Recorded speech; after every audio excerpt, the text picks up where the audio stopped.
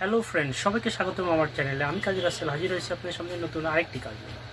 Friend, আজ আমার বেশ কিছু ফ্রেন্ড ফলোয়ার যারা স্মার্ট বোর্ড নিয়ে বর্তমানে একটু দ্বিধাদ্বন্দ্বের মধ্যে আছেন। প্যানেল নিয়ে বেশ কিছু কমান্ড ছিল, প্যানেলের বেশ কিছু কাজ করে আমি আপনাদের সামনে উপস্থাপন করছি, যেগুলো কাজ দেখে এখন বাংলাদেশে অনেক টেকনিশিয়ান যারা সিআরটি কাজ করতো এবং প্যানেল খুললে বিভিন্ন ভয়, প্যানেল রিপেয়ার হয় না, এই ধরনের বিভিন্ন সম্মুখীন ছিল এক সময়। আশা করি আমার বেশ কিছু সলিউশনের মাধ্যমে অনেক টেকনিশিয়ান ভাই যারা ফোন করে আমাকে বলছেন যে তারা ইদানিং প্যানেলে কাজ করতে আর আগের মতো ভয় করে না, সবাই কাজ করতে পারছে। আর যারা বিভিন্ন ক্ষেত্রে ঠেকে যান তারা অবশ্যই আমার শরণাপন্ন হয়েছেন এবং অনেকেই নিজেকে আপগ্রেড করছেন। তো বন্ধুরা, এর মধ্যে বেশ কিছু কমেন্ট আমার কাছে বেশ কিছুদিন ধরে আসছে, যেগুলো হচ্ছে এই স্মার্ট বোর্ডগুলোর সম্পর্কে একটু সবারই দ্বিধা আছে। স্মার্ট বোর্ডগুলো কীভাবে রিপেয়ার করা যায় এর প্রসেস নিয়ে। তো বন্ধুরা, সেই ক্ষেত্রে আজকে একটি স্মার্ট বোর্ডের ডিটেলস নিয়ে আপনাদের সামনে হাজির হয়েছি। ফ্রেন্ড, আজকে যে স্মার্ট বোর্ড নিয়ে আলোচনা করবো সেই একটি খুবই কমন এই বোর্ডটা, এবং এই বোর্ডের ব্যবহার আমরা অধিকাংশে চায়নার ক্ষেত্রে এবং কিছু ব্র্যান্ডেরও এই বোর্ডটা ব্যবহার দেখব। তো চলুন দেখে নিই। এবং এই স্মার্ট বোর্ডের খুবই কমন সমস্যা, বিশেষ করে এই মডেল আজকে যেটি দেখাবো সেই মডেলটায়। তো দেখে নিব প্রথমে এর সমস্যার ধরন। এটি একটি 32 ইঞ্চি স্মার্ট এলইডি টেলিভিশন। পাওয়ার দিলাম, রেড সিগন্যাল জুড়ে গেছে। আমি কি দ্বারা যদি অন করি আমার লাইটটি রেড থেকে ব্লু হয়ে গেছে, কিন্তু স্ক্রিনে কোনো ব্যাকলাইট জ্বলে নাই এবং কোনো ছবির গ্রাফিক্সও আমি সামনে দেখতে পাই না। তো বন্ধুরা, এই ক্ষেত্রে অনেকেই মনে করতে পারেন যে এটা ব্যাকলাইট প্রবলেম। তো ব্যাকলাইট প্রবলেম কিনা সেটা ভেরিফাই করে দেখার পরে আমরা শিওর হব। এর ব্যাক পার্টটি আগে থেকে খুলে রাখছিলাম এবং দেখতে পাচ্ছি এখানে একটি স্মার্ট বোর্ড লাগানো আছে। স্মার্ট বোর্ডের মডেল নাম্বারটি আমরা দেখে নেব, TPMS 358.PV801। সেম এই ক্যাটাগরি বেশ কিছু বোর্ড বাজারে আছে ডবল চপারের, এবং এর সমস্যাটা পাওয়ারের ফল্টগুলো খুব কমন হয়।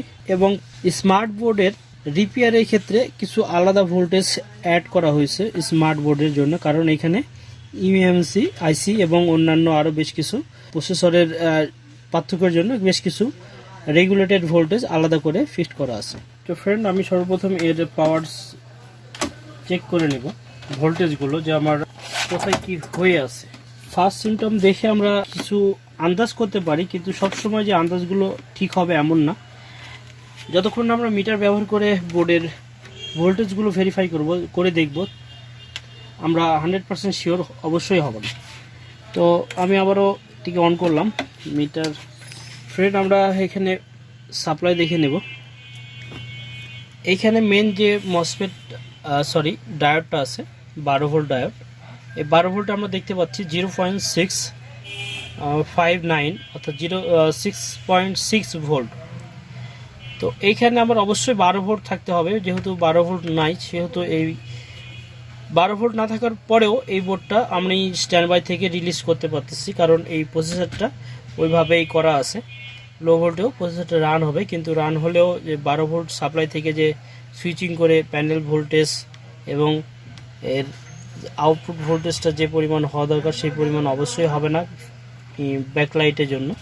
বিধায় এটি আসলে রেজাল্ট হচ্ছে না। আমরা ফার্স্ট টাইম দেখুন যে স্ট্যান্ড বাই থেকে রিলিজ হচ্ছে, কিন্তু ব্যাকলাইট নাই, কোনো স্ক্রিনে কোনো গ্রাফিক্স নাই। তো ফ্রেন্ড, এখানে মূল সমস্যা হচ্ছে এখানে 6 ভোল্ট হয়ে আছে। অবশ্যই এখানে 12 ভোল্ট ইনস্ট্যান্ট থাকতে হবে, তারপরে এখানে আমার টোটাল স্মার্ট বোর্ডটা কাজ করবে। তো এই জন্য এখানে আমরা পাওয়ারটি দেখে নেব।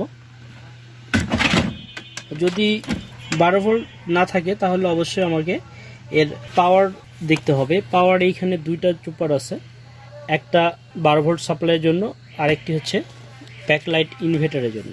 ফ্রেন্ড, এখানে 3টা পিসি ব্যবহার করছে, একটা, দুইটা, 3টা।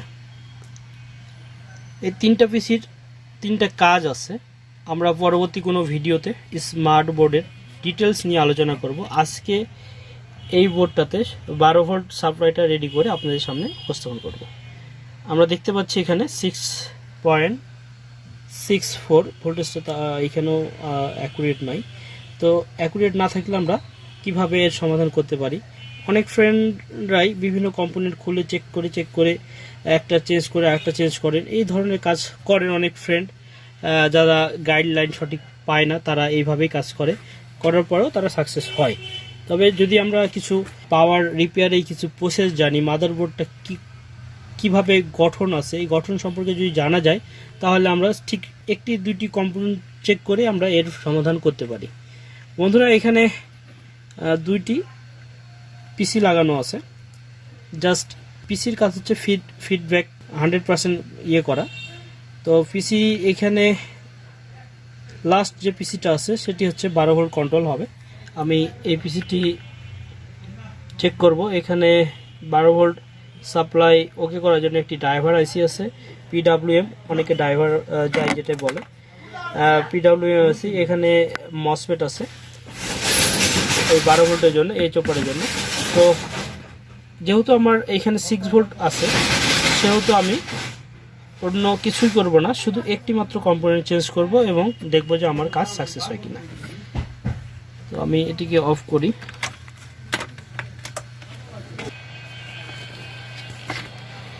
আমি এই পিসিটি খুলে নেব। এই পিসিটি কেন খুলতেছি, কিভাবে এই পিসিটির এখানে আরেকটা পিসি আছে সেটা কেন খুললাম না, এরকম প্রশ্ন মনের মধ্যে থাকবে। আর এটার উত্তর হচ্ছে ভালো একটি গাইডলাইন এবং মূলটা বোর্ডের সম্পূর্ণ জানতে হলে অবশ্যই ভালো কোথাও প্রশিক্ষণ বা কারো সাপোর্টের দরকার, যারা এই ব্যাপারে আর যারা অনেক বেশি জানেন তাদের তো কিছু বলার নাই। যদি মনে হয় যে আপনি এনাফ জানার, সেহেতু আপনার এই ভিডিওটা আপনার জন্য না। যারা বিগিনার, যারা সিআরটি কাজ করেন, এলইডি টিভির কাজটা একটু দ্বিধাদ্বন্দ্বের মধ্যে আছেন, তাদের জন্য আজকের এই ভিডিওটা। তো ফ্রেন্ড, আমি এই পিসিটি রিমুভ করব। আমি এখান থেকে পিসিটি রিমুভ করলাম। ফ্রেন্ড, আমরা নতুন আরেকটি পিসি নিয়েছি। এই পিসিটি আমি এখানে লাগাবো এবং এরপরে পিসিটি লাগানোর পরে আমি দেখে নেব যে আমার পাওয়ারের কি কন্ডিশন।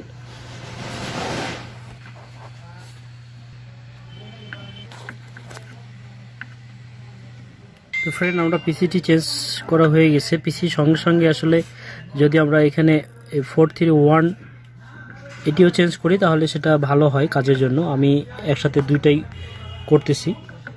431টাও আমি চেঞ্জ করছি। আমি এটিও লাইন করে নেব। সরি, ঝালাইগুলো ভালো করে নেব।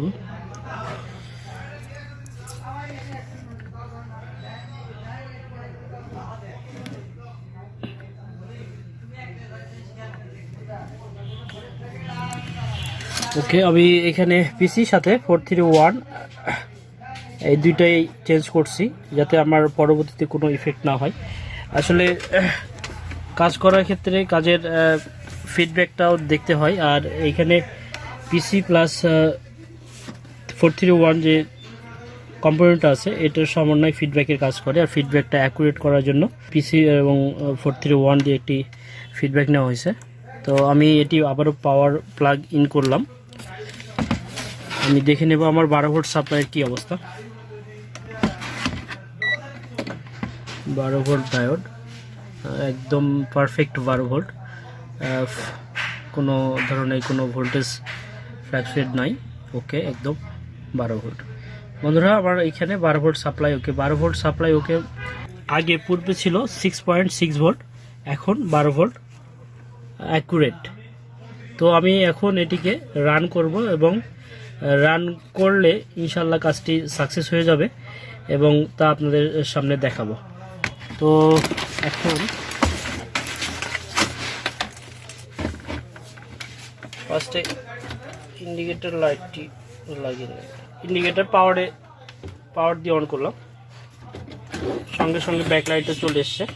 আমরা দেখতে পাচ্ছি এখানে ব্যাকলাইট এবং স্ক্রিনের সামনে পার্টটা দেখাবে। দেখেন সামনে স্মার্টের যে লোগো চলে এসছে এবং স্ক্রিনটি ফুল ওকে। আমার ব্যাকলাইটের প্রবলেমের মতো সমস্যা ফার্স্ট টাইম দেখালেও সমস্যাটি ছিল পাওয়ারের এবং এই পাওয়ার সমস্যাটি আমরা খুব ইজি রিপেয়ার করলাম। মাত্র 2টি কম্পোনেন্ট চেঞ্জ করছি। এই 2টি কম্পোনেন্ট চেঞ্জ করার ফলে আমার পাওয়ারটি রেডি হয়ে গেছে। তো বন্ধুরা, যারা নিজেকে আপগ্রেড করতে চান এবং সিআরটি কাজ করেন, এলইডি কাজ নতুন করতেছেন, একটু গাইডলাইনের জন্য যারা খোঁজাখুঁজি করেন কোথায় কি করব, যোগাযোগ করতে পারেন স্ক্রিনের নাম্বারে, অনলাইন এবং সরাসরি প্রশিক্ষণের জন্য। আমার বেশ কিছু ফ্রেন্ড ফলোয়ার আছেন যারা দীর্ঘদিন যাবৎ আমার কাছে আসার জন্য, সরাসরি প্র্যাকটিক্যাল কাজ করার জন্য ফোন করছিলেন। আমি বিভিন্ন কজ দেখিয়ে আমি আসলে আসার জন্য বলছি যে পরের মাসে আসেন, বিভিন্ন সময় চাইছি। আসলে সেটি সমাধান হয়ে গেছে। যারা আসতে ইচ্ছুক জানুয়ারি থেকে ইনশাল্লাহ সব ধরনের ফ্যাসিলিটিস আমি দিতে পারবো। সবাইকে অনেক ধন্যবাদ সম্পূর্ণ কাজটি দেখার জন্য। কাজটি ভালো লাগলে অবশ্যই আমার চ্যানেলের পাশে থাকবেন। আর যারা কাজটি দ্বারা উপকৃত হয়েছেন অবশ্যই কাজটি শেয়ার করবেন। আরও অন্য বন্ধুদের, আপনাদের পাশে যারা আছে তাদের শেখার জন্য, জানার জন্য কাজটি শেয়ার করলে তারাও উপকৃত হবে। সবাইকে অনেক ধন্যবাদ।